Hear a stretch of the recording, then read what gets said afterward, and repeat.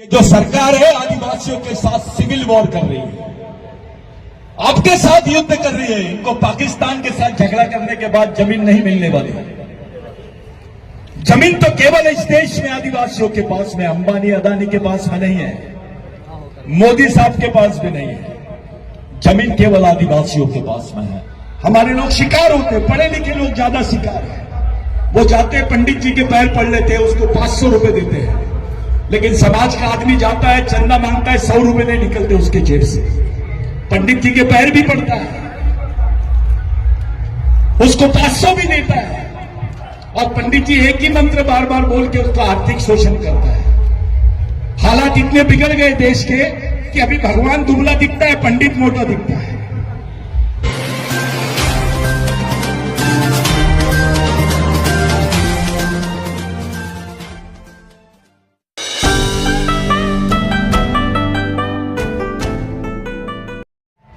आदिवासियों की जमीन पे कोयला है, आदिवासियों की जमीन पे सोना है, खान है, खनिज है, जंगल है, पानी है। यही चीजों की जरूरत है इनको आज।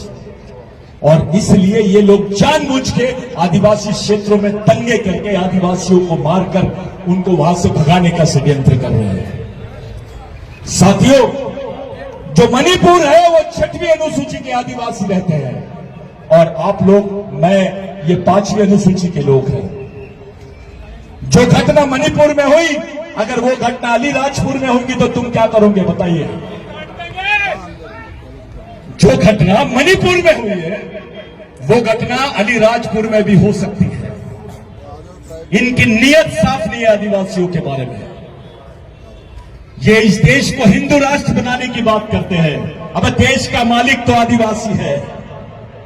इस देश के 7/12 यहां का जल, जमीन, जंगल का ओरिजिनल मालिक आदिवासी है। इस जमीन पे भगवान पैदा नहीं हुआ था, तब से आदिवासी रहता है।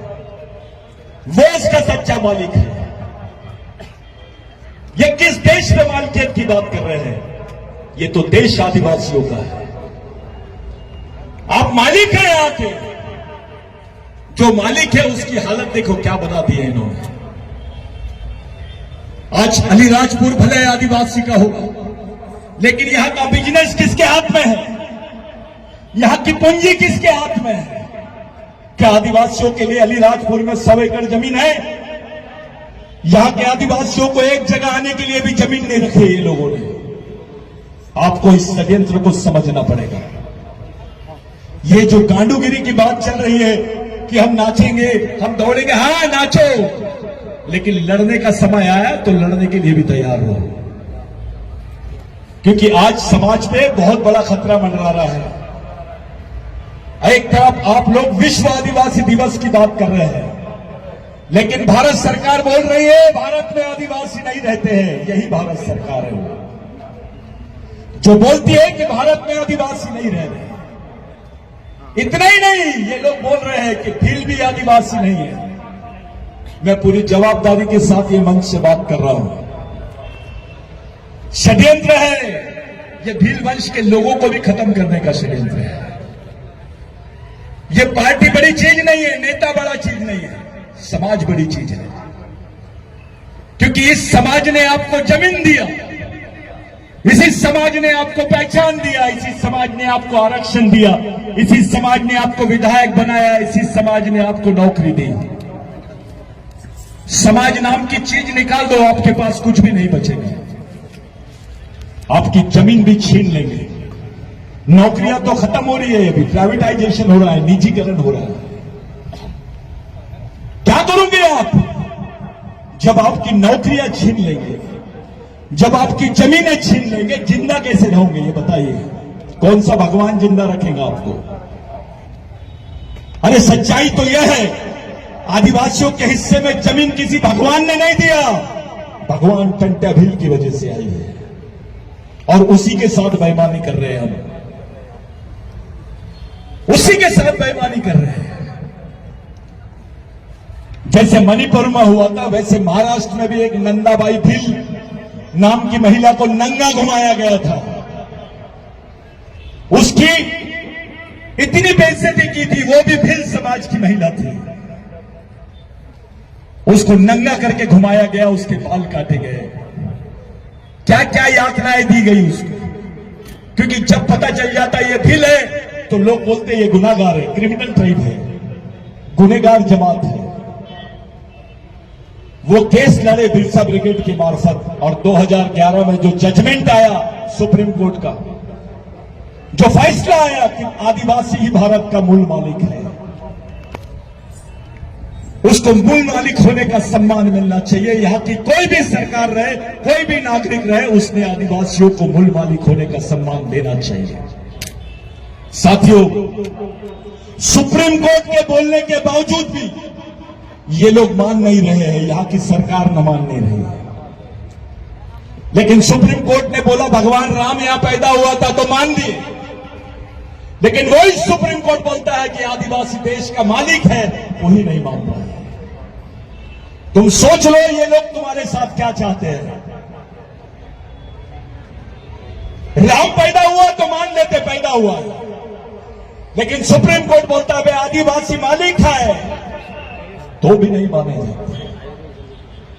क्या हो रहा है हमारे साथ? हमारे नेताओं का दिमाग पार्टियों की तरफ ज्यादा है, समाज की तरफ कम है। राजनीति बैठ गई है दिमाग में। अगर ये समाज नाम की प्रक्रिया नहीं होती भाई, कभी जाके घर में सोचो, अगर टंटा भील पैदा नहीं होता तो इस देश में भील का नाम होता क्या? कहां रहते हम? किसी जंगल में होते, किसी जेल में होते, क्योंकि हमको तो क्रिमिनल ट्राइब बोलते थे। ये बदन पे कपड़े भी नहीं होते हमारे। जिसने हमारे समाज के लिए सब कुछ किया उसी को समाज भूल रहा है। हम अपने शहीदों को मानते नहीं है, भगवानों को मानने चले गए। मैं तुमसे पूछता हूं कौन से भगवान ने जमीन दिया? हाथ उठा के बताइए मेरे को। न तो मैं यहां से प्रूव करके बताता हूं आपके पास जो भी जमीन है वो भगवान टंटा भील की देन है, उसी की वजह से। आपके बदन पे कपड़े हैं भगवान टंटा भील की वजह से, बिरसा मुंडा की वजह से, राघोजी भांगरे की वजह से, रेंगा कोरकू की वजह से। हमारे शहीदों ने हंसते हंसते समाज के खातिर गले पे फांसी लटका ली, समाज के खातिर, जात के खातिर नहीं, पार्टी के खातिर नहीं, नेता के खातिर नहीं। लेकिन अभी तो ट्रेंड शुरू हो गया है, हमारे लोग पार्टी के नाम पे समाज को बांट देते हैं। ये बीजेपी की रैली है, ये कांग्रेस की रैली है। वे पार्टी पहले की समाज पहले। हम लोग पार्टी के भी नाम से समाज को बांटने की कोशिश करते हैं। समाज जिंदा रहेगा तो सब होगा, समाज ही नहीं रहेगा तो तुमको कौन पूछेगा? हमने बेईमानी की है हमारे शहीदों के साथ में। हमारे लोगों के दिमाग में डाला जा रहा है भगवान बोल, ये धर्म बोल, वो धर्म बोल। आदिवासियों का कोई धर्म नहीं है। अरे धर्म तो 2500 साल पुरानी चीज है। आदिवासियों की संस्कृति तो 10,000 साल पुरानी है। इस देश में भगवान पैदा नहीं हुए थे तब से आदिवासी रहते हैं। सच्चाई ये है, ये झूठ बोलते हैं।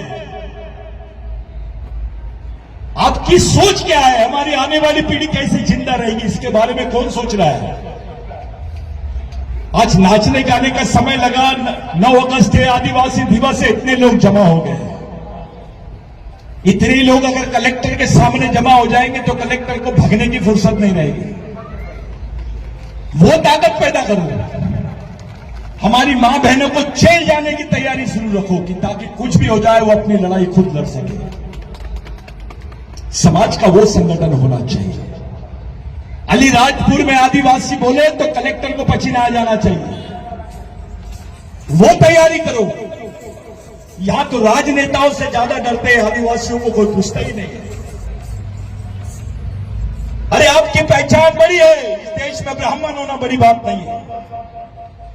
इस देश में मुस्लिम होना बड़ी बात नहीं है, हिंदू होना बड़ी बात नहीं है, क्रिश्चियन होना बड़ी बात नहीं है। बड़ी बात है आदिवासी होना। जैसे आप अपने आप को आदिवासी बोलते हो, आप इस देश के मालिक हो जाते हैं। आपको मालिक बनना है या नागरिक?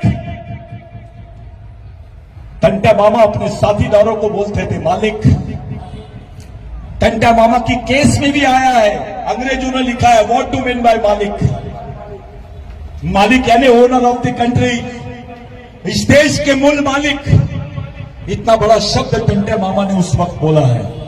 साथियों, जो 9 अगस्त आप देख रहे हैं, ये भारत के ही संघर्षों से प्रेरित होकर अफ्रीका के आदिवासियों ने 9 अगस्त की घोषणा की और वो आज संयुक्त राष्ट्र संघ में दिखाई दे रहा है। अगर टंटा मामा हमारे लिए फांसी के तख्ते पे नहीं चढ़ते तो ये 9 अगस्त मनाते थे क्या?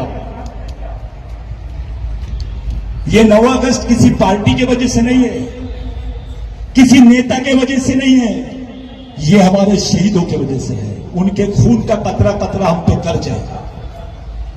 आज हमारे मां बहन मणिपुर में बेचारे खाने को मोहताज है, उनको रहने को कपड़े नहीं है, पहनने को कपड़े नहीं है, रहने को घर नहीं मिल रहा है, जंगलों में झाड़ के नीचे सो रहे हैं। वो भी हमारे खून के लोग हैं, हमारे ही समाज के लोग हैं। हम उनके बारे में क्या सोच रहे हैं? अगर ये घटना मणिपुर में हो सकती है तो ये घटना अलीराजपुर में हो सकती है, मध्य प्रदेश में भी हो सकती है। 6वीं अनुसूची के आदिवासी के साथ लोग ऐसा कर रहे हैं तो 5वीं अनुसूची के आदिवासी के साथ भी ऐसा ही कर सकते हैं। जिस जगह पे आप रह रहे हो अलीराजपुर, ये 5वीं अनुसूची का क्षेत्र है। यहां के ओरिजिनल मालिक हम हैं, लेकिन उल्टा हो गया है। जो आदिवासी नहीं है वो मालिक बन गया है।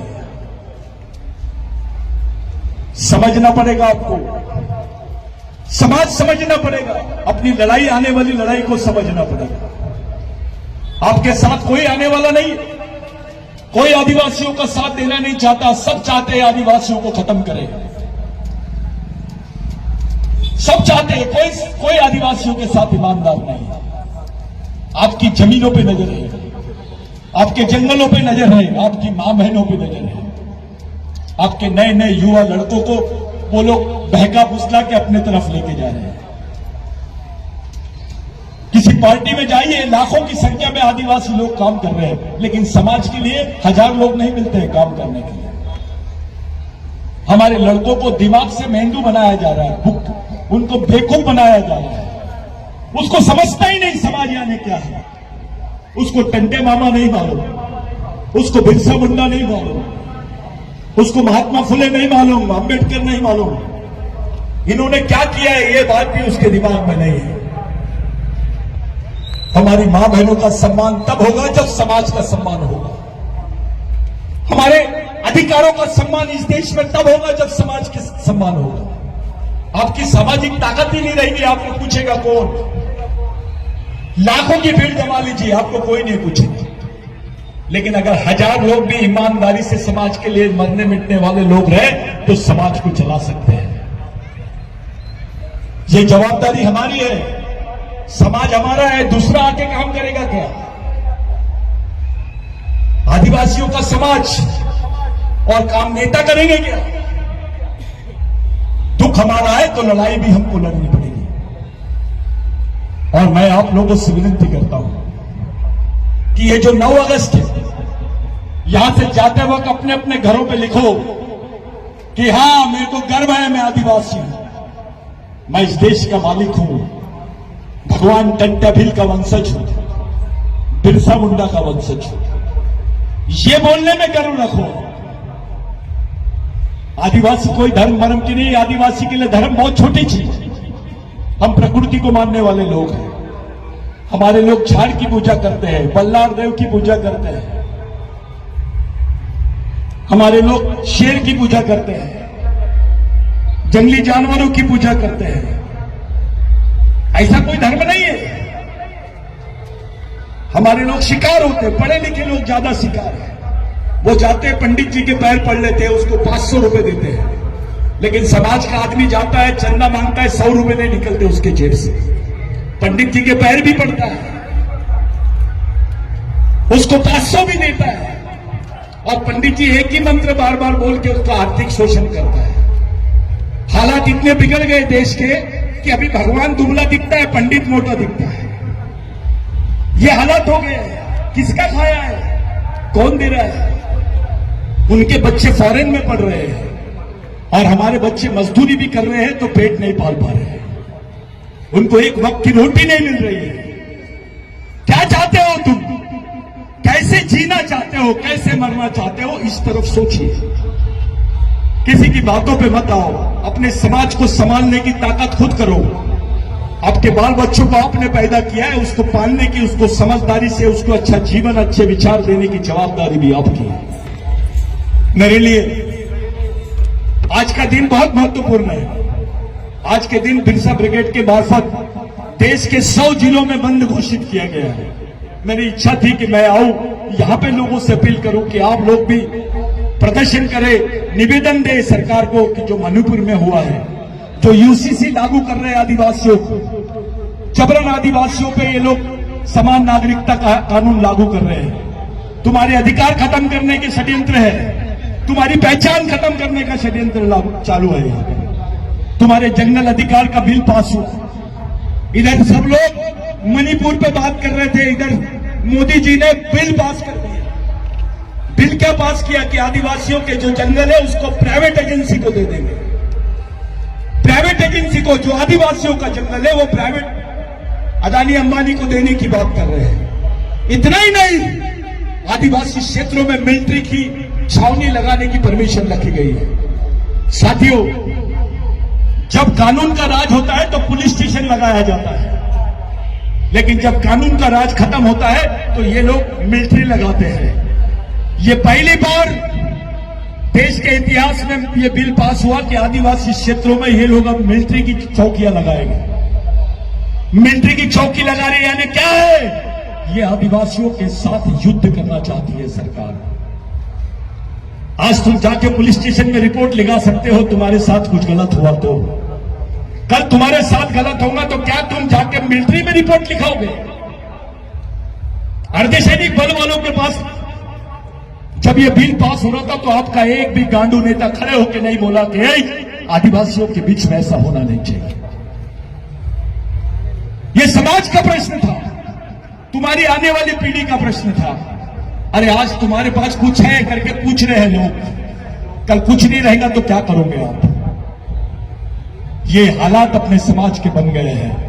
बैठो, हमारे लिए, आपके लिए, हम सबके लिए क्या जरूरी है उस बारे में सोचो। आज के हालात बहुत खराब है साथियों। हजारों लोग मिलना, लाखों लोग जमा होना, मैं उस पर विश्वास नहीं करूंगा। कुछ लोग तैयार हो जाए, अपनी मां बहनें तैयार हो, अपने लड़के तैयार हो, समाज का प्रबोधन करे, समाज को समझाए, समाज के लिए लड़े, समाज के लिए रास्ता बनाए। ये रास्ता अपने को चुनना है।